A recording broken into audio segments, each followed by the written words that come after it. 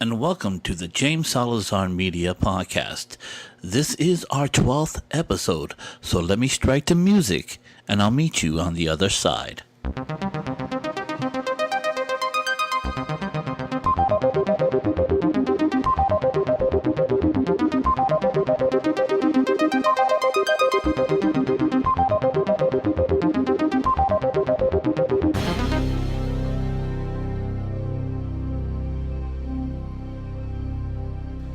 And welcome to the James Salazar Media Podcast. Hi, I'm your host, James Salazar. I am a transformational coach and speaker, a futurist, and an opera singer in Los Angeles. And this is our 12th episode. And those who have been listening so far, I'd like to thank you for listening, and I'd like to welcome anybody new. I truly appreciate those who take their time out of their day to listen to the podcast. I know everybody's time is precious.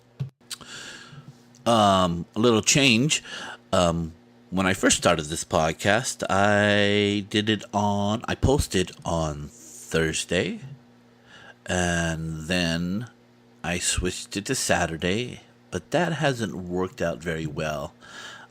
Now I will be posting on Tuesday, so look for my post on the podcast on Tuesday. This podcast should be posting on Tuesday, so thank you for your patience, trying to work it out. On social media news, you can follow me on Twitter at James Salazar MED, on Instagram at James Salazar Media, on Facebook, James Salazar Media, on Pinterest, James Salazar Media. Also, you can find my coaching services at jamessalazarmedia.com. Also, I have a YouTube channel. Guess what? On James Salazar Media. So, hey, I'm trying to be consistent with my branding. Have patience with me. Just trying to choose the most viable platforms that work the best for me. I hope you understand. I will be implementing a daily blog, and I will be coming with that information forthwith. So I know you're excited about that. And if you'd like to support the podcast, hey, go to my merch page, which is called The Independent Republic, and you can reach that through a link through my website. Also, the address is the-i-republic.com. That is the-i-republic.com. It's called The Independent Republic. Take a look at those t-shirts and mugs. And if you like something, please buy. Don't be afraid. I put my time and talent into it. I hope you like them. And last but not least, hey, if you have any questions about anything, post them on any of my platforms, or you can email me at jamessalazarmedia@gmail.com. I like to have interaction with the podcast, so please do that. I would greatly appreciate it. So whatever social media platform that you are most comfortable with, please subscribe. Also subscribe to the podcast. Leave a review on iTunes. I would greatly appreciate it. We get ranked higher, and that would be wonderful. So let's get into it. Some personal development. Now, I was listening to the Joe Rogan podcast, and his guest was Whitney Cummings. Now, Whitney Cummings is a beautiful comic. I find her very funny and charming, and I love to listen to her. But this time around, as I was listening to her, I was very sad, as she talked about all the problems she is dealing with emotionally, and that she's been on this journey of exploration about her emotions, trying to understand her past. And she's really diving into some psychology and some evolutionary psychology. And she is beginning to have a better grasp on why she does and doesn't do something, why she feels and doesn't feel something. And I think that's all good. But unfortunately, when someone goes on that journey, they begin to lose themselves. And they begin to identify with all her damage, with all her phobias. As I was listening to her, she seemed to be a hypochondriac of different mental ailments based on she seemed to be rambling off all these different things that were wrong with her, based on what she read in some book. And she says, oh, yeah, I have that problem. Oh, yeah, I have that problem. And she's finding a level of comfort in being damaged.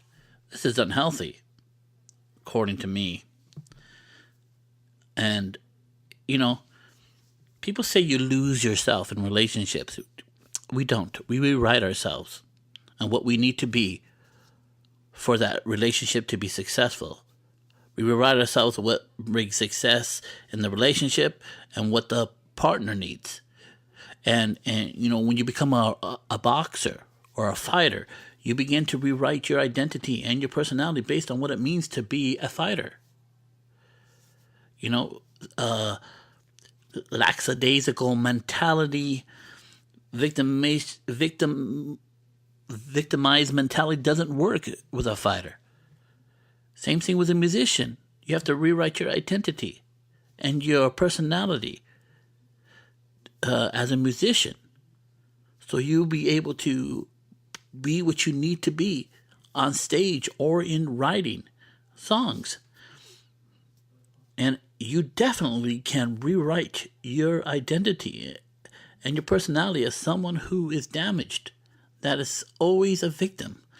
Now, what I'm not saying she's victim signaling, that she's finding self-worth and identity as she is at a moral stance than everybody else because she's more damaged. I'm not saying she's doing that. I think she actually believes there are that many things wrong with her. And there very might be. I don't know her past. I don't know who has damaged her. I don't know who's betrayed her. I don't know who's violated her standards, whether real or unrealistic. They're painful to her, and therefore they're valid. Now, when I say valid, I'm saying they happened. But there is no power in living that way. Living with your phobias, living with your damage, living with your mentality as a victim. See, victimization is a choice. You don't have to see yourself as a victim. You can rewrite your identity right now and say to yourself, those things that happened to me, they don't have the emotional resonance that it had, but now it resonates power in my life. Power to me. Because I experienced those things, nothing can deter me. Nothing can hurt me. Nothing can break me. Nothing can offend me. Nothing can stop me. You can definitely look at it that way. It's a choice. It's a choice. It's a choice of whether to be fragile or to be strong. Whether to indulge those feelings or reject those feelings. Look, we cannot change that those things happen to you. They happen to you, absolutely. But we can change how you feel about them. We can change how you perceive them. That we can do. That we can do. You do not have to see yourself as a victim. Not at all. It is a choice. You can walk through your life saying, this is my problem, that's my problem, this is my problem, or that's my problem. Or you can go through life saying, this is what I overcome, then that's what I overcome. And this is what I overcome, and that's what I overcome. And this is where I am today because of it. Look, I'm not trying to talk shit here. And I do wish that she has peace and freedom in her heart. And I speak peace to her and freedom. I don't want her to be the sum total of her damage. She's way more intelligent and funnier than that. Now, if I was coaching her, I would say, so what? And who cares? It doesn't matter. Get rid of it all. This is who you are now. You are a successful, intelligent comic. Nothing can stop you. Nothing can offend you. Nothing can stand in your way. Because you experience those things, the sky's the limit. It does not bind you, but it frees you. It frees you to do anything and everything that you put your heart and mind to because you came through those things. That's what I would tell her. Don't think about it no more. Let's start putting together what is great about you and start to focus on that. And the same goes for you out there in La La Land. Hey, if you have any questions about this, email me. Any comments, email me. If you think I'm totally wrong and inconsiderate, email me. Somebody email me. So the State of the Union happened, and Donald Trump gave the speech that every president gives. I don't know how long this tradition has been, but they give a speech telling us the state of our country. And they usually say it's good because they're running it and they don't want to say it's bad, just like anybody. I mean, that, you don't have like quarterly earnings to show whether you are good or bad. You can say you did good no matter what. And half the people are not going to believe you just because their partisan politics are so strong. And the other half will. But it was pretty funny. Well, sad and funny because they wouldn't give Donald Trump anything. They wouldn't clap for anything that he's done. And, I mean, they wouldn't even clap for minorities getting jobs. I mean, black unemployment is the lowest since the history of our nation. Hispanic unemployment is at its lowest in the history of our republic. Women's unemployment, the lowest in 50 years. This is good news. And I know it means bad news for them, but you gotta applaud. And look at, liberals will give them a pass. The third of the country will give them a pass because their hatred for Donald Trump, they understand it. And they're never gonna get it, even if what they did was right, they're never gonna get a handshake or a thumbs up from the Republicans and the right. But who this really affects, that's going to cost them. It's the moderates. The moderates are going to look at them sitting down and not clapping for black unemployment and Hispanic unemployment and women's unemployment being down. And they're going to look at that as petty. And they're going to look at them with them being the ones with the most partisan, illogical stance. And they might pay for it. They might lose houses where I thought they could pick up some.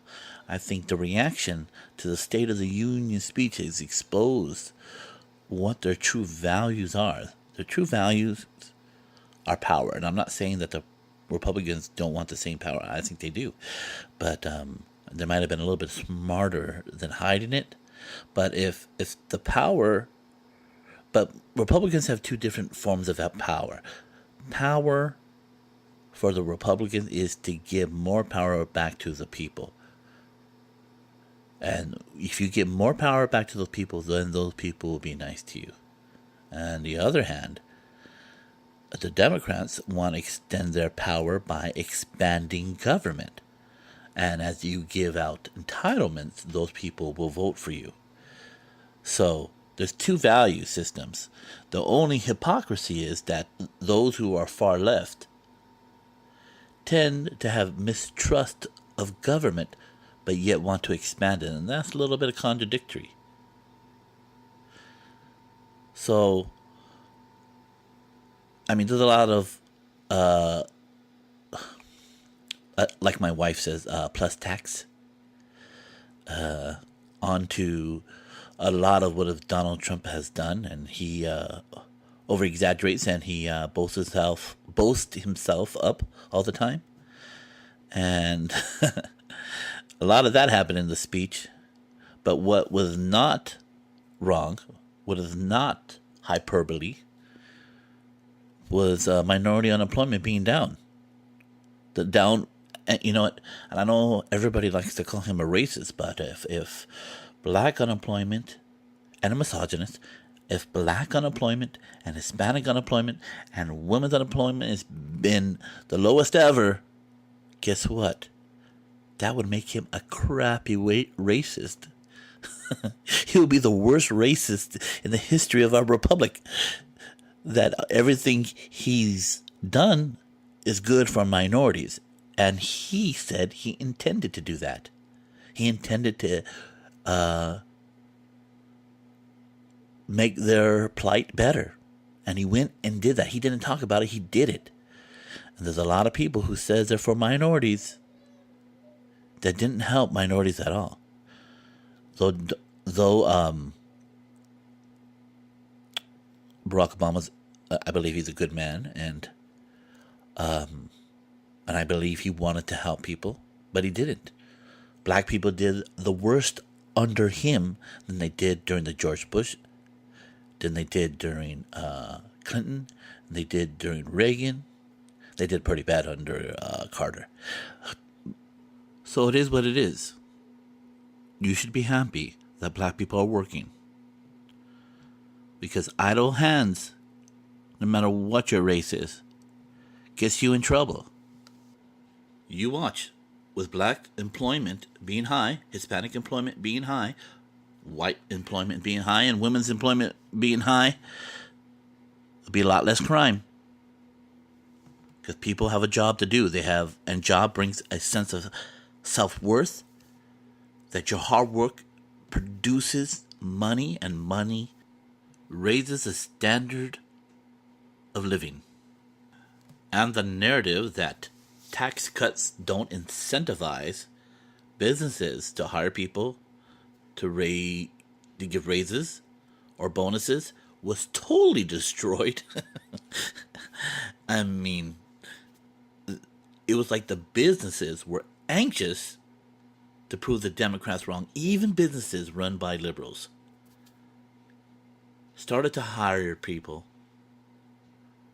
gave people raises, gave out bonuses, invested back in the United States. They couldn't have been more wrong. I mean, this should cut that conversation out of the public sphere. That tax cut don't incentivize businesses to invest more into people and into their businesses. We know this is true. We knew it was starting to happen just on the idea that Donald Trump was going to be more friendly to business. It started to change even then. And there were some people and some businesses were holding off to see if he was going to follow through on the tax cut, and he did. And businesses after businesses, there's a lot of businesses that are hiring more people and giving people raises because of the tax cuts that they're not even advertising. Thousands of businesses in each state are hiring more people, giving them raises, giving them bonuses, let alone the big corporations who are announcing it for stock value, to raise their stocks. We need to put that to bed. I don't know why liberals are so focused on this not being true. See, there's going to be more money coming into the coffers, and they can spend those on entitlements. Liberals should be for tax cuts, because tax cuts means more money, ironically, into the government, because big business starts doing capitalism. And the best thing for capitalism is capitalism, not socialism. Just like the best thing for socialism is socialism. Actually, not true, because I don't know how you have socialism without profit. But I digress. But if you want to keep a socialist state running as socialist, don't give people capitalism, because they're not going to want to do it. Capitalism is the most moral economical system. It's the economical system that gets more people out of poverty than any other economical system. Ever. It took 200 million Chinese and put them into the middle class. And if it wasn't centrally run capitalism, because it wasn't free market capitalism, they could have had probably 200 million more. Half the country. But China still wants their hands and still trying to control the businesses. And now their economy's hurting now because they not let the economical system of capitalism run through their country. And the businessmen who are high taxed and who fear that their country is going to be, their businesses are going to be taken over by the government once they become successful, are not investing anymore. They have a lot of family over here now, and they're going to build a business, and once they get semi-successful, they're going to cut loose and send the money to the United States and try to make a living here. Because centrally run capitalism means that the government is the most important apparatus in that marriage of businessman, customer, and government. No. Free market capitalism is a handshake between the customer and the business owner. That's the best form of capitalism. And they would have had more. And they can still have more. That government just needs to be less totalitarian. It needs to tax its people less. Let them take that lesson from Donald Trump. And yeah, just become capitalist. I know capitalism's unperfect. It's definitely unperfect. And it breeds inequality. Absolutely it breeds inequality. But it's still better than anything else. By far. There's not even a close second. Not even a close second. Capitalism with all its problems is still better. Way better.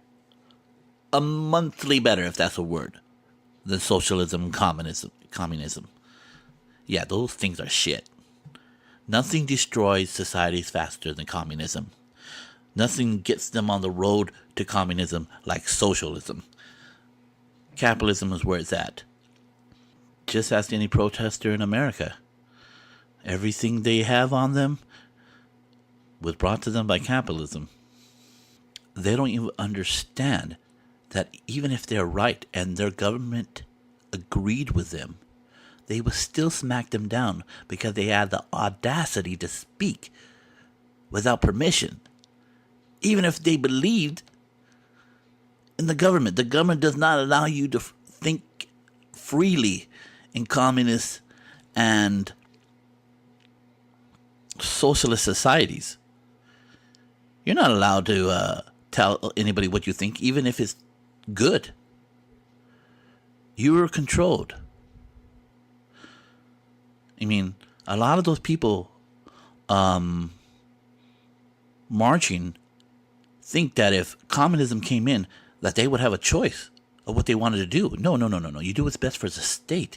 If that means you person who's an artist and likes to draw, I'm sorry, not everybody can be an artist. So you're going to have to pick up shit.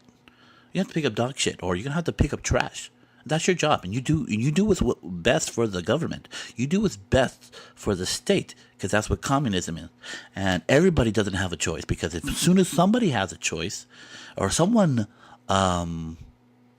gets a job based on their talent, guess what? You're going to breed a lot of jealousy, and you will breed a lot of inequality. And with liberals and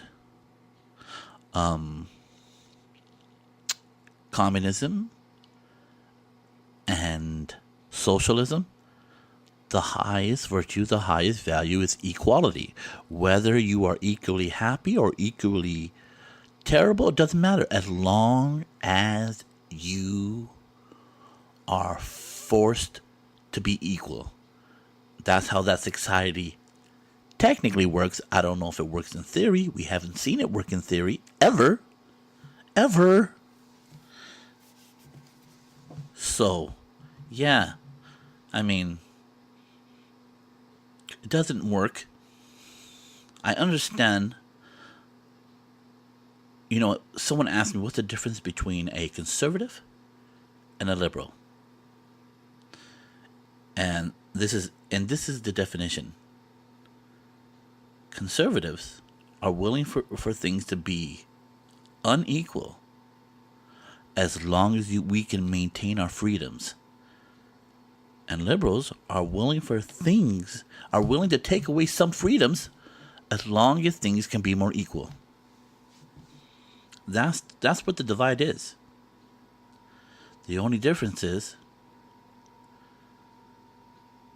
you can't make everybody equally happy. You can only make everybody equally miserable. And that's the story of communism. And that's the story of socialism. As socialism creeps forward and stronger, it creates a less powerful and a less grateful and a more miserable society. If you are in charge of your own happiness, then you always have a chance to make yourself happier. Does that make sense? But if someone's handing you, if you by the power of the state are told to think something, to feel something, and if you don't, you're punished, guess what? You're not going to be happy. You're not going to be happy. That's the illusion. So the State of the Union speech was too partisan. Democrats need to just give Donald Trump, not give him credit, but applaud for when things are doing good for minorities. They need to applaud it. They can applaud it begrudgingly, but they need to applaud it. They can't sit on their hands and say, no. It's only good if we did it. If you are helping black people, it's not good. Because it's not about helping black people. It's about who's helping black people. that shit's not going to fly. Especially with moderates. Saw the Super Bowl yesterday. The Patriots versus the Eagles. The Eagles end up winning.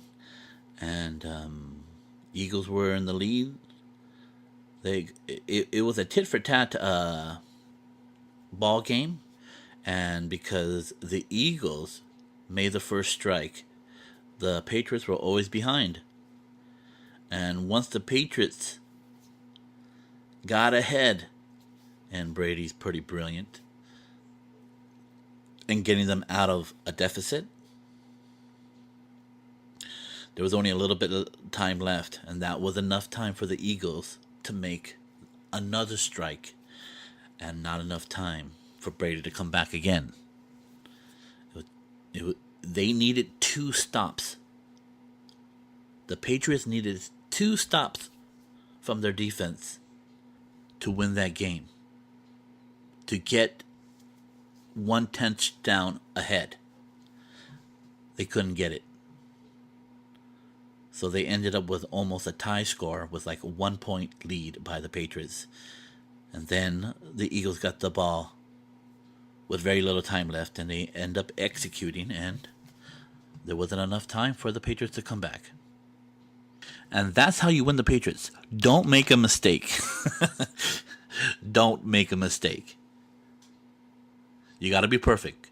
You got to have a perfect plan. And they pretty much did. They made like 1 mistake, and the Patriots took the lead. If they had 1 more, the Patriots would have been the champions. But they didn't give them that 1 more mistake. They didn't give them that drive where they didn't execute a point. They only had 1 drive, and that 1 drive allowed the Patriots to come back and take the lead by 1 point. They needed a second one to get distance away from that point, because it was going back and forth and back and forth. They couldn't do it. The defense couldn't do it. Eagles end up going down the field, making a strike. Not enough time for the Patriots to come back. And that's the end. That's all she wrote, folks. Patriots end up losing. So we'll see if Tom Brady retires. I think he has one more year. His team is definitely good enough to get there again. And a lot of people who were hurt this year, and he had to work with a minimum crew. His star wide receiver is coming back, and a couple other people. I don't really know. I'm not a big fan of the Patriots. Well, it's not that I hate the Patriots. It's that I like other teams more, and I'll be rooting for them. So, hey, there you go. I'm from Los Angeles. I've been lived here my whole life, so I always root for the Rams. I was very hesitant at first, but the new Rams coach and the new quarterback and the new running back all impressed me this year, and I'm expecting great things from them this year. I love. They showed moments of brilliance, and I'm hoping they can parlay that into some good playoffs and maybe into the Super Bowl next year. So that's all I'm going to say about that. So, on to futurism. So I watched the TV show Altered Carbon by Netflix. It was very entertaining. Unique idea. Well, not unique, but actually looks like they put a lot of money into the idea.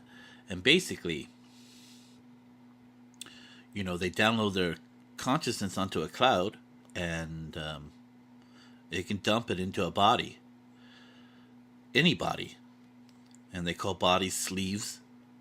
And they look at bodies now like clothes. It's now lost its appeal, and as long as your consciousness can download into other things, other people, and other bodies, you're able to live a long time. And the richest reclone their own bodies, and they're always at the peak of health. And so it was really exciting, and that's the thing, right? That's the key to immortality. The key to immortality will always being able to take our consciousness and download it into another body. Then you can clone your own body. Oh, and I've talked about this many times on the podcast. You'll be able to clone your own body and dump your consciousness into it, and you will be forever young. And it was very interesting. It was very interesting, the religious aspect that people were saying to die. And I've always theorized, and I'm a Christian, and, Christian, we believe in fantastic things. In a sense, I always make the joke that I save all my crazy beliefs for religion. I try not to bring them into real life, like in politics. I try to be as logical and pragmatic as possible with my politics, and leave all my foolish beliefs for my religion. But, as Christians, we believe someday the Christ is going to come back, and it's never been a big part of my Christian belief. At one time, it used to scare me, but I've always, 9 times out of 10, I'm going to meet death, and I'm not going to be around for when Christ comes back. That's how I always looked at it. Every person who's ever thought Jesus Christ was going to come back in their lifetime were all wrong, and they died. And I think, and I hope not, but I think that might be a big disappointment on their deathbed. And so I don't like that. I don't like it for that. I will want your religion to give you comfort before you die. Not like, oh man, I missed out on the train. But, in Christian religion, we have what we called the mark of the beast, and I've always thought, man, if it's too on the nose, nobody's gonna wear a 666 on their foreheads. It'll be too on the nose. People won't do it. Let's say, oh, that's the Antichrist, or that's the number of the beast, and that's the end times. But what I've always thought was that, because I think everybody, if the end times comes and the mark of the beast comes and the Antichrist comes, and then then everybody will be like, okay, now we know God's true, now we know heaven's true, so maybe we shouldn't do it, and it wouldn't have the impact that it should. But if your choice was not between taking a number and not being able to do commerce, but actually the choice is whether to choose God's form of eternal life, dying and going to heaven, or man's choice of eternal life or immortality by choosing to live and not die, that we will have a choice. There is a great possibility. I think it's 100% possibility for my daughter. It's probably a 50% possibility that I will be faced with a choice not to die. And then I will have to say, do I trust God? And God has a place for me in heaven? Should I choose God's form of eternal life, or should I choose man's form? I think that's the hard choice, because no one wants to die. That makes, if the mark of the beast, which we call as a human number, is just algorithm of a clone and downloading our consciousness into a new body where we don't have to face death anymore. Making that choice would be super hard for someone who believes in God. As they see other people jump into new bodies, and they say, I'm going to have a natural death. And how do you not stay with your kids? But then again, though there's no proof of the afterlife, how do you know? What brought you comfort for the longest time that you will see your mother and father again? And some people's kids have died, and that you'll see your kids again, and you'll see your grandpa, and you'll see your friends again in the afterlife. You're choosing to say, I'm never going to see them again. I'm going to live and hold on to this existence as much as possible, as long as I can. Part of the comfort of death is that you don't want to live in this body anymore, and so many people you have loved have passed on, and with faith you're going to see them again. But man, having that choice presented to you, are you going to die this natural death? Or are you going to live on with humanity? And you can be anything, and you can do anything. Every time you have a new clone body, you can rewrite your identity. You can rewrite, and the sky's the limit. You can travel to space and beyond. But if God's alive and the end time's true, then I think you just took the mark of the beast and you're screwed. No, but I think that's a very, very tricky decision to make for the religious. Definitely. Their faith will be tested in that hour, hands down. But that's the key to immortality. Being able to clone our bodies. I mean, what we know about genetics, we're going to have the best body we want. Anything that's what's wrong with us, maybe be able to change our eye color. Maybe for men,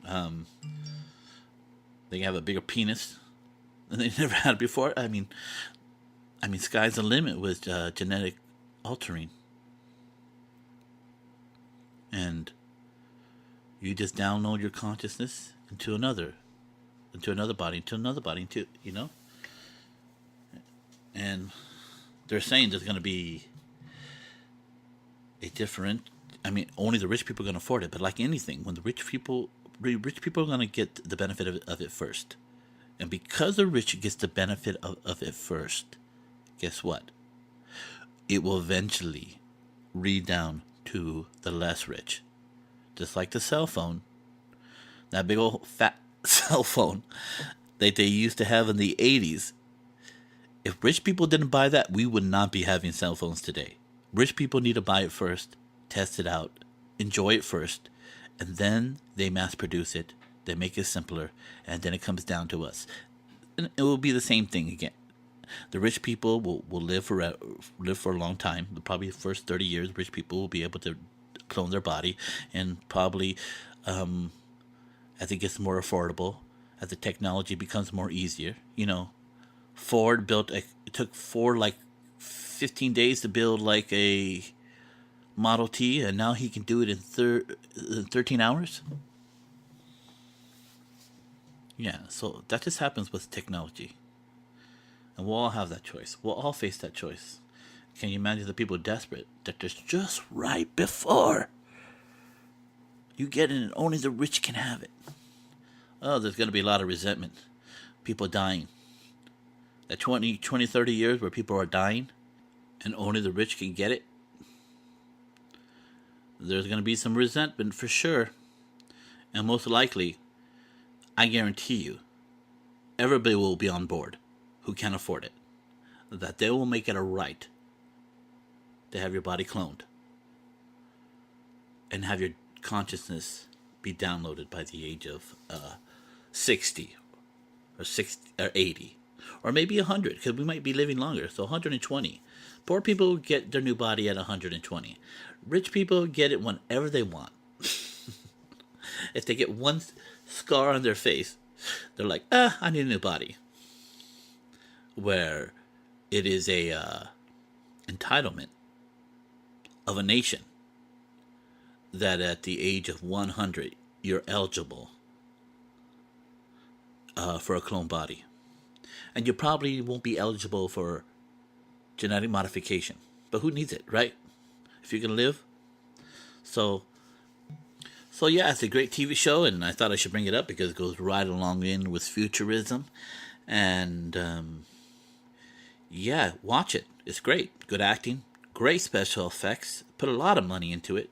If you are on Netflix, turn it on. You can binge watch it. If you're not on Netflix, I don't know what's wrong with you. It is the best paid television on earth. You not only get all the best TV shows from other networks, but their content is pretty amazing. They're winning awards after awards. So, yeah. Altered Carbon, check it out. And if you have, watch it. If you want to email me what you thought, go right ahead. I'll read it on the podcast. So, yeah, that's a little thing on futurism. I'm going to try to bring in some more friends. They've been pretty busy at the beginning of the year. It's kind of hard to catch up with them, but I'm going to start bringing in my cousin and my friends, and we're going to start discussing these subjects and do a little bit of banter back and forth. I know none of them really quite believe what I believe. Our friendships have never had to be someone who I only hang around people who think like me. That's never been a quota for us to hang around as friends. Also, I hope to turn this podcast into a video podcast. It was always my intention. I still have a podcast that I want to do called The New Capitalist. They took the Capitalist. They were the Capitalist, thecapitalist.com, and I passed it up. I said, I'll do it later.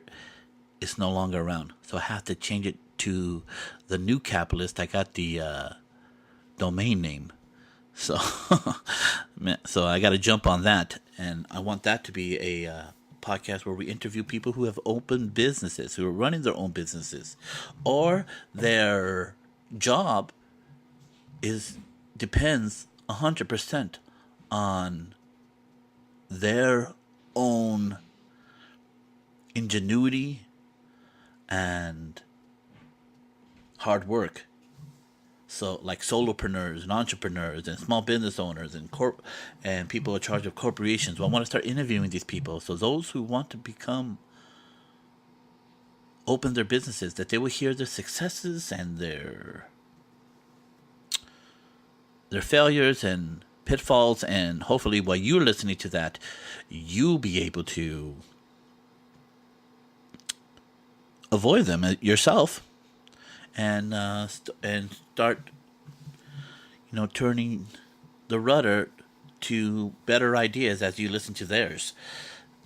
Also, give them a chance to offer their own services on the podcast. So, yeah, that's coming.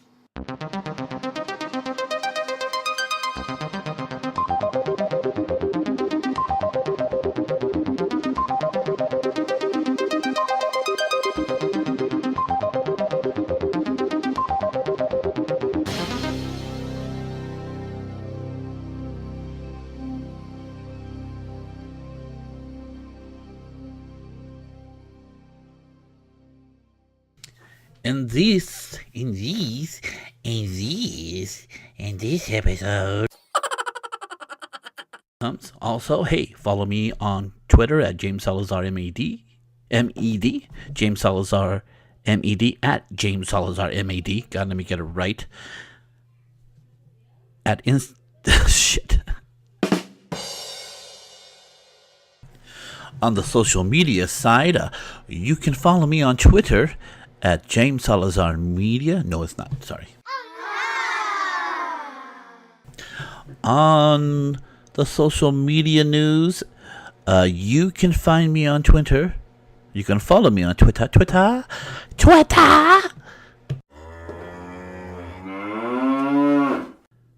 Doing what is expected to them, whether